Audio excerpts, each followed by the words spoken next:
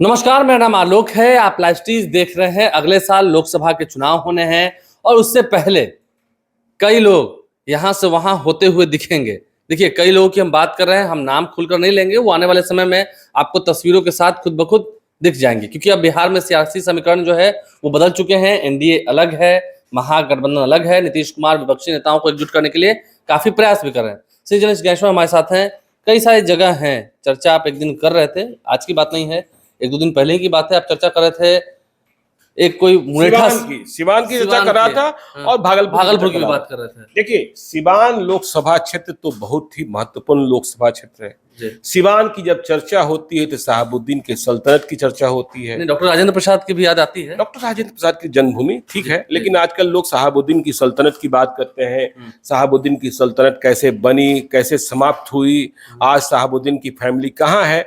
लेकिन यदि 2024 के लोकसभा चुनाव की परिप्रेक्ष्य में आप जानना चाहते हैं तो देखिए, खबर ये है, जैसा आपने कहा कि नाम नहीं लेंगे, लेकिन समझने वाले समझ ही जाएंगे कि जो सिवान के मुरेठा सिंह हैं, ठीक है ना, समझ गए, समझ रहे हैं ना, हम समझ रहे हैं, लोग भी समझ रहे हैं। सिवान वाले तो कुछ ज्यादा ही समझ, लोग ज्यादा ही समझेंगे। शहाबुद्दीन के साथ उनका पंगा भी लोगों को पता है, ठीक है ना। तो दिल्ली तक उनका और उनकी पत्नी की चमक, ठीक है ना। तो कहा यह जा रहा है कि मुरेठा सिंह जो है ना 2024 में जय श्री राम बोलना चाहते हैं। सियापति रामचंद्र की जय, सियापति रामचंद्र की जय। मैं उनके कई लोगों से पूछ रहा था पिछले दिनों, जो आपने कहा कि मैं चर्चा कर रहा था, मैंने सीधा सवाल पूछा था, जय समाजवाद कि जय श्री राम। तो जवाब आया जय श्री राम, ठीक है ना। तो वैसे भी उनका वस्त्र भी उसी तरीके से होता है, मुरेठा भी उसी तरीके से होता है। राम मंदिर के द्वार भी खुलने वाले, हाँ, राम मंदिर के द्वार भी खुलने वाले हैं। और मन मिजाज में, ठीक है, वे अपने को रघुवंशी भी मानते हैं, इसमें भी कोई शक नहीं, रघुवंशी हैं भी। तो मुरेठा सिंह जय श्री राम बोल सकते हैं।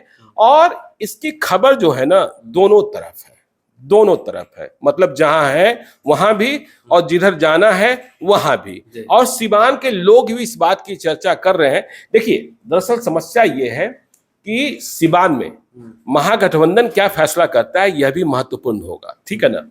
क्योंकि महागठबंधन में यह सीट यदि परंपरागत हिसाब से कहें तो आरजेडी के खाते की है, राष्ट्रीय जनता दल के खाते की, और उसमें भी शहाबुद्दीन की फैमिली के।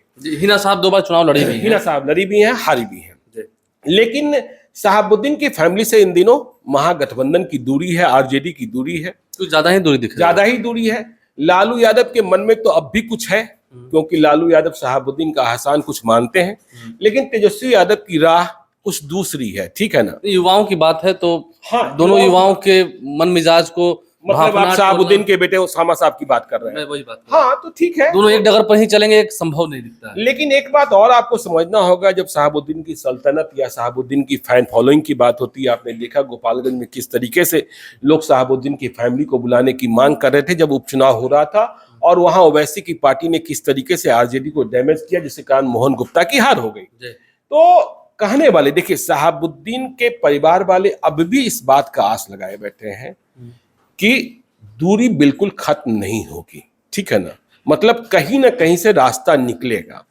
लोकसभा चुनाव का भले ना रास्ता निकले, कई लोग कहते हैं कि सिवान में महागठबंधन की यह सीट माले के खाते जा सकती है।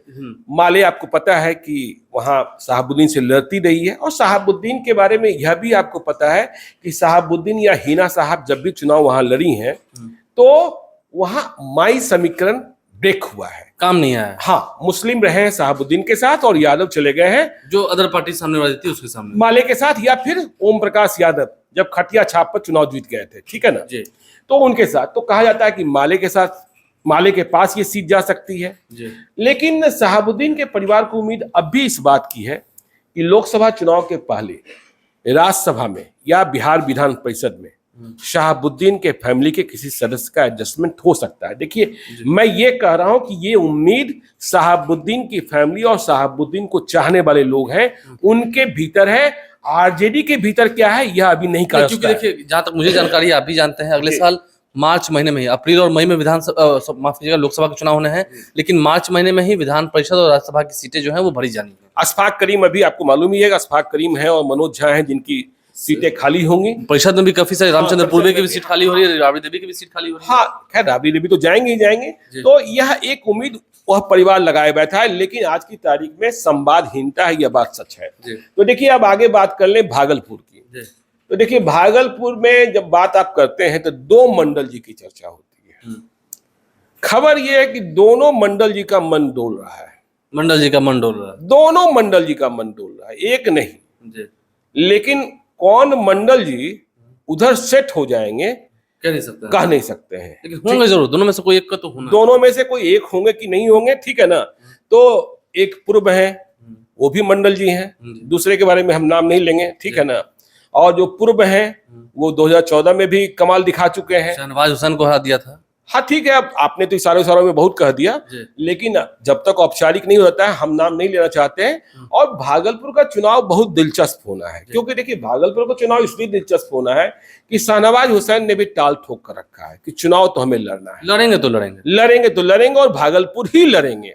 अब ऐसे में बीजेपी नेतृत्व क्या फैसला करती है? बीजेपी नेतृत्व यदि शहनवाज हुसैन पर एतबार नहीं करती है, उन्हें उम्मीदवार नहीं बनाती है, तो शहनवाज हुसैन की राह क्या होती है यह देखने की बात होगी। और ऐसे भी देखिए शहनवाज हुसैन जब बिहार की राजनीति में आए, केंद्र की राजनीति से बिहार विधान परिषद के सदस्य बनाए गए, उसके बाद उद्योग मंत्री बनाए गए, तो उन्होंने उद्योग मंत्री के रूप में बिहार में बहुत बेहतरीन काम किया। और इधर के दिनों में आप देखते होंगे कि भले ही एनडीए की सरकार बिहार में नहीं है, महागठबंधन की सरकार है, लेकिन जहां कहीं नीतीश कुमार को शहनवाज हुसैन मिल जाते हैं, दोनों ऐसे मिलते हैं जैसे लगता है कि दोनों एक दूसरे को मिस कर रहे हैं। एक उदाहरण आपके घर के ही है, आपके घर का ही है। हाँ ठीक है, वहां भी मुलाकात हुई थी। तो दोनों की मुलाकात ऐसे होती है। और ऐसे भी यदि आप आम लोगों से पूछेंगे तो ये मानते हैं कि जब शहनवाज हुसैन बिहार के उद्योग मंत्री थे तो बिहार की फिजा बदलने लगी थी। ऐसा लग रहा था कि बिहार में औद्योगिक क्रांति हो सकती है। वे उद्योगपतियों से मिल रहे थे, नई नई फैक्ट्रियों की बात हो रही थी, कुछ फैक्ट्रियां खुली भी, एथनॉल प्लांट पर इतना काम हुआ।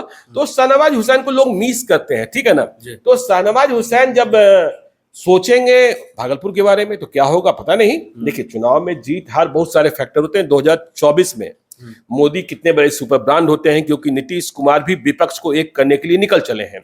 यहां से वहां तक ममता बनर्जी से मुलाकात हो रही है, अखिलेश यादव से मुलाकात हो रही है, अरविंद केजरीवाल से, राहुल से, हाँ सीताराम येचुरी से, तमाम लोगों से बातचीत की जा रही है। लेकिन एक बात और ध्यान देने की है कि आप दुनिया भर में बात कर रहे हैं, लेकिन बिहार में अपने सहयोगी दलों में अभी बातचीत कंप्लीट नहीं हुई है कि कौन सीट पर कौन लड़ेगा, कितनी सीटों का बंटवारा होगा। कई ऐसी सीटें हैं जहां लड़ाई फंसनी है। देखिए हम बताएंगे, देखिए जब सीटों का बंटवारा होगा तो जेडीयू के कई सिटिंग सांसदों की सीट बदल जाएगी, ये तय है। क्योंकि वो सीट देखिए आरजेडी, कल तेजस्वी यादव ने कहा कि देखिए केवल आरजेडी को मुस्लिम और यादव की पार्टी कहना उचित नहीं है, हम ए टू जेड की बात कर रहे हैं, विधानसभा चुनाव से कहते आ रहे हैं। लेकिन सच ये है कि लोग अब भी यही मानते हैं कि मुसलमान और यादव की पार्टी है। यह देखना होगा कि लोकसभा चुनाव में वे सवर्णों को कितना टिकट देते हैं। 2014 में 19 में किसी भूमियार को तो दिया नहीं, 2024 में देंगे कि नहीं देंगे, यह देखने की बात होगी। 2019 की यदि बात करेंगे तो यदि आकाश लड़े या फिर क्या नहीं, आकाश की बात तो आरएलएसपी से लड़े थे, यदि नीलम देवी लड़ी तो वो कांग्रेस की उम्मीदवार थी। बात होगी तेजस्वी यादव की पार्टी, लालटेन छाप। हाँ, और यह भी देखना होगा कि यादव भूमियार को कितना मत देते हैं और भूमियार यादव को कितना वोट ट्रांसफर कितना हो पाता है। हाँ, वोट ट्रांसफर कितना हो पाता है, यह बात देखने की होगी। तो देखना ये होगा कि आने वाले समय में ऐसे ऐसे परिस्थितियां बदलती हैं, कौन कहां से कहां जाते हैं। फूलों की खुशबू अच्छी लगती है लोगों को, सभी नेताओं को। तीर भी तो चुभता है, तीर भी चुभता है और हाथ से हाथ मिलाना भी जरूरी है। तीर कितना मारक होता है ये भी समझते हैं ना जी। तो देखना होगा कौन किस निशान को चुनते हैं, वो अपने फायदे के लिए परिस्थितियों को देखते हुए क्या डिसीजन लेते हैं। लेकिन चेहरे तो उलट पुलट होंगे, यहाँ वाले वहां जाएंगे, वहां वाले यहाँ आएंगे, और ऐसे कई लोग हैं, फहरिस्त में लंबी है इस लिस्ट में, जिनके जिनके नाम है वो खुद ब खुद सामने आते जाएंगे। आप थोड़ा सब्र रखिए, तस्वीरें तमाम लाइव सीरीज आप तक पहुंचाएगा। हमारे चैनल को सब्सक्राइब कर लें, साथ साथ फेसबुक पेज भी लाइक करें। इसके अलावा ट्विटर हैंडल पर लाइव सीरीज को फॉलो करें। धन्यवाद।